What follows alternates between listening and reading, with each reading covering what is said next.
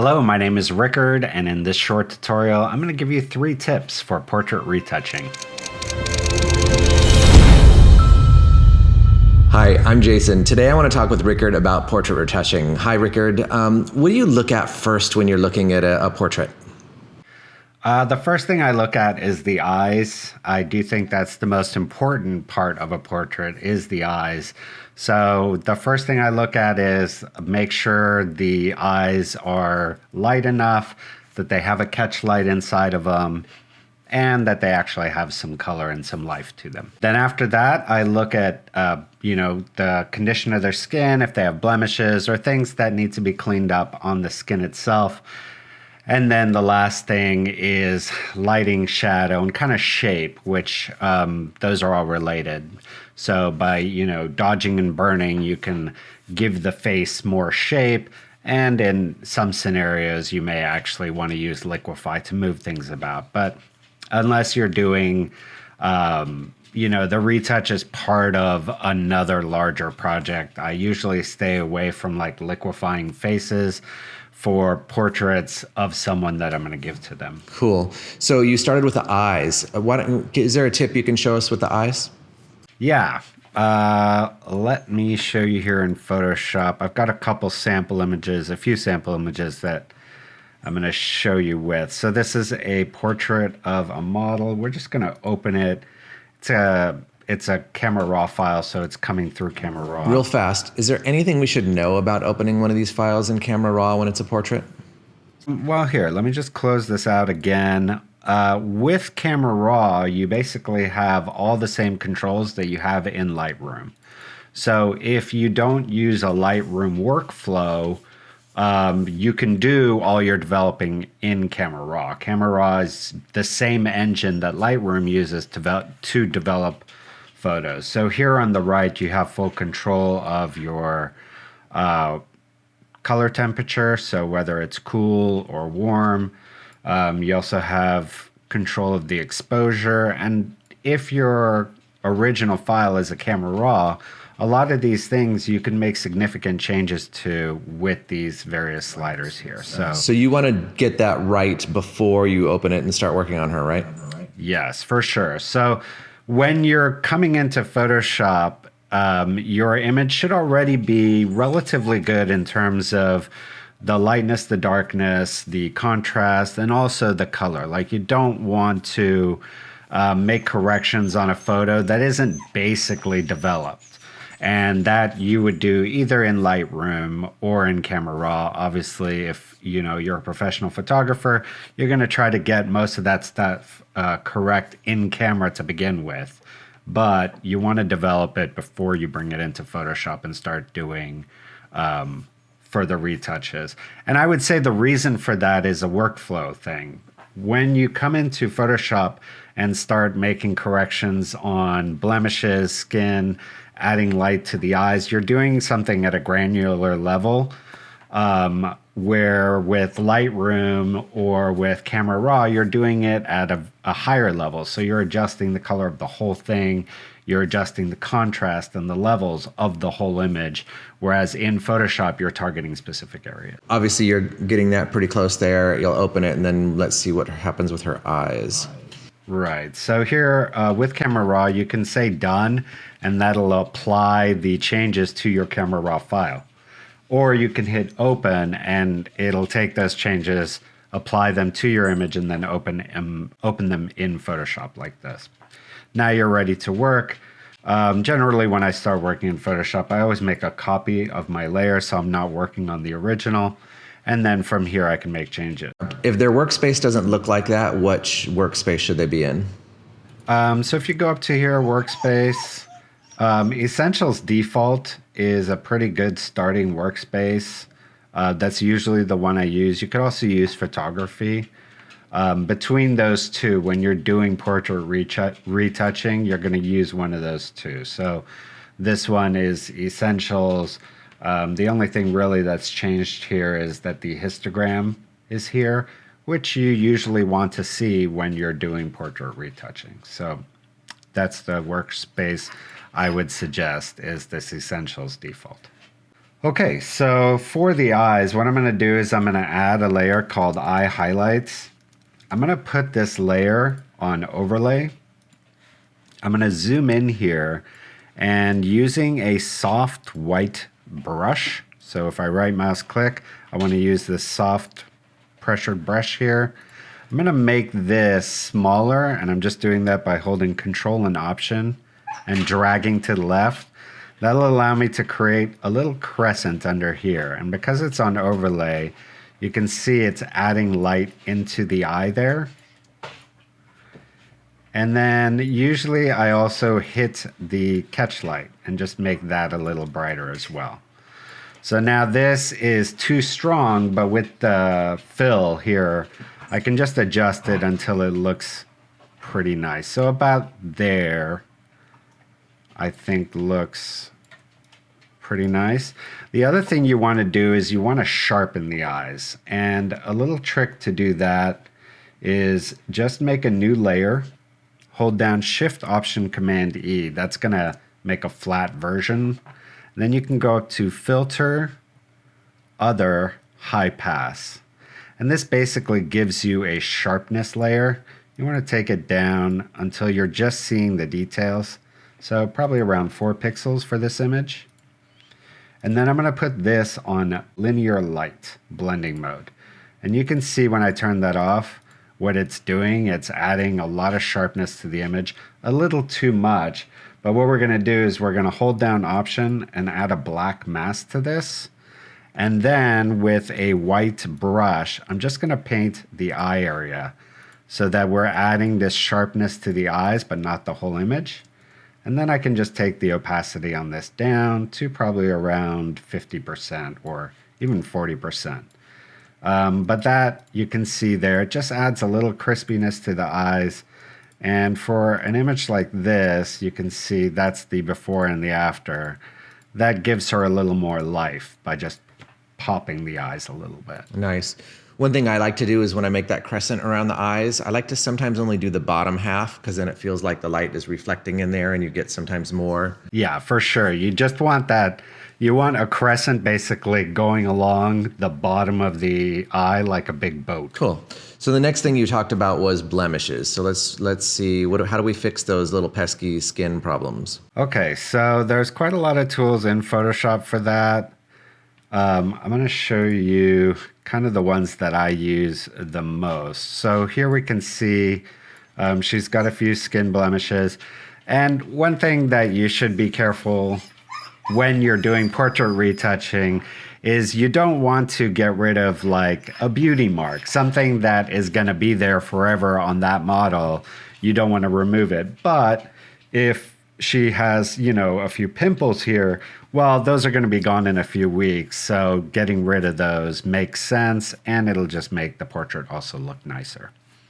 Okay, so in terms of tools, you have the spot healing brush and the healing brush. Those are the main two tools that you're going to use. And the difference between these is the spot healing brush is a one-click solution. So if I want to get rid of this, I'm just going to paint over it, and you can see it's gotten rid of it. And that is the computer or the AI of Photoshop interpreting what area to clone from in order to replace that information. Now this other one, the healing brush tool, is a two-step tool. So first you're going to tell it where to sample from, and then you're going to tell it where to put that sample information. So if I want to get rid of this, and I want to make sure it's sampling this similar skin pattern here, I'm going to hold down Option, click on that, and then paint over that.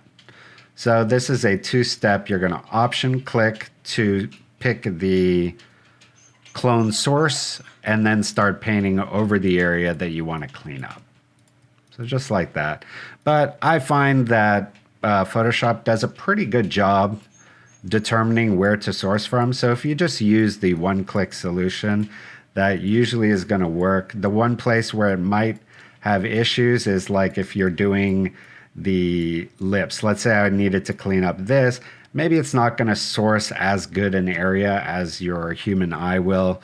So for that, you might want to go to this tool, select this area, or this area, so a part of the lip that's similar, so that when you're painting it there, it looks very seamless.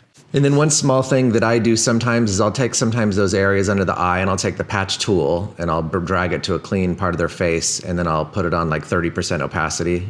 Let me show you that, because that is a good trick. I do that sometimes as well. So like this whole patch area here, really doesn't look great. Excuse the dogs whining, they want to go on a walk. Okay, so I'm just going to select this area here. I'm going to avoid selecting any of her eyelashes. I'm just going to drag this to an area of cleaner skin, so maybe here. You can see what that's done is it's taken all that information and used it to clean this up. Now, this is too clean, so what we're going to do is go to here, Edit, Fade, Patch Selection. And this fade tool will change to whatever last tool it is. So if you do a Gaussian blur, you can fade the Gaussian blur. It's a kind of a little hidden feature in Photoshop. Whatever last effect that you did, you can fade it here. So I'm going to go here, fade, and then just take this down to about 50%. And you can see now we're showing through the original. But if we go in our history here, and just go to before, you can see that's the before and after. It's just getting some of that cleaned up there. And just so it's non-destructive, sometimes I do it on a separate layer. I didn't do it here, but usually whenever I start working in Photoshop on an image, my first step is make a copy of it and always work and always have my original at the bottom of the layer stack. So she's starting to look pretty good. And you mentioned the next thing you would do is look at some of the lighting controls. What's your next tip here? Okay, yeah. So let me show you. And for this, I'm going to open up the last image here. This is a nice portrait, but the lighting is pretty flat. You can actually see that there was two lights on either side of her and both of them are about equally strong. So there's not a lot of shape to her face. So I'm going to show you a trick. The most common method for this is to go in here and use either the dodge or the burn tool to add darkness and lightness to her face. So for example, I would go here and, maybe add some lightness here, add some lightness there, and then go to the dodge tool and start adding some darkness in here. Now the problem with this is, as you can see, I have to be directly on the layer for it to work. So there's not much I can do after the fact to kind of adjust or keep that non-destructive. So my method for doing this is to first add a layer, and we can call this the dodge and burn layer.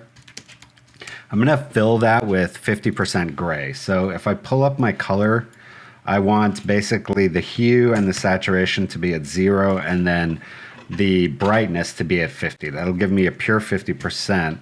If I fill that with Option Delete, and then put that on overlay, you can see if I turn it on or off, there's nothing that's actually being affected by this. But what I can do now is just use my normal brush tool, default my colors to black and white, take my opacity down to something really low, like 10, and then I can start dodging with white and burning with black. Now, in terms of where you're going to dodge and where you're going to burn, my tip here is look at female makeup tutorials. And I did a quick Google search. I found this. This was the first one I found. But this kind of shows you where you want to darken this face and where you want to lighten the face. So if we use this as a little bit of a guide, I can even pull this in here. I'm going to just leave it as a layer up here in the corner so that I have it turned on as we work. And I'm going to go back onto my dodge and burn, and we're going to use this as a guide of where we should add a little bit of highlights and where we should add darkness. So we can see under the chin line here, there's some darkness. So I'm just going to add a little bit of darkness there. And then along the crest of her nose and the forehead, there's some lightness. So I'm going to actually take the opacity down on this even more, but we're going to add a little bit of lightness there and along the ridge of her nose. And it looks like you don't have to be super precise, huh? No, not when you're doing this. And I'm also going to adjust it at the end. But I'm using a pretty big brush. It's a pretty soft brush too. So I can kind of just hit it a few times and then we'll adjust. But all we're trying to do is add just a little subtle hint of shadow and lightness to give more shape to the face. Contouring. Yeah, contouring. So something like this. And we can go in here, a little bit of lightness there and there. And here you can see the before and after. You can see that's just giving her face some shape. It's far too strong. So I'll just take the opacity down until it's visible but not obvious. So something like there, even 26%. Maybe that's a little too subtle, but maybe 40%. That's doing enough to give more shape to her face without being obnoxious. And there you can see the before and after. The other thing you can do, because this is its own layer, is I can actually just blur this if I want it to be a little bit more of a smooth transition between these. So there you can see with no blur, and then there you can see with blur. It's just pushing out those edges a little bit. And that is the advantage of having this as a separate layer. Sometimes I'll do a little bit of that on the lip to make a little bit of that highlight pop as well. Yeah, I mean, okay, so here's another trick which I really like doing sometimes. This one's a little bit more of an advanced trick, but I'll show it to you anyways. And that's to take a white brush. If you want to add like the glisten to lips, is just paint like a nice big white there. And then double click on the layer to bring up the blending options. And then just take this down until you just have the white highlights there, and then spread it a bit. And then we can delete where it hit the where it hit the teeth there. But just like that, it's giving a little bit of glisten to the lips. And you can adjust how much of that glisten there is by just adjusting the location of these. So the further left they are, the more glisten there's going to be. And the further to the right there are, the less glisten there's going to be. But that's a nice way to just add that like lip gloss to the lips. Awesome. So since we have her, let's go back and do her eyes really fast and maybe a couple blemishes and just cover so everyone knows what you're doing. And then I think we've got our 3 tips. I think we got about 7 tips here. Yeah, we did. Okay, well, let's do our eye trick. I'm going to put this on overlay. And with a soft brush, we're just going to do our little boat shape under her eye.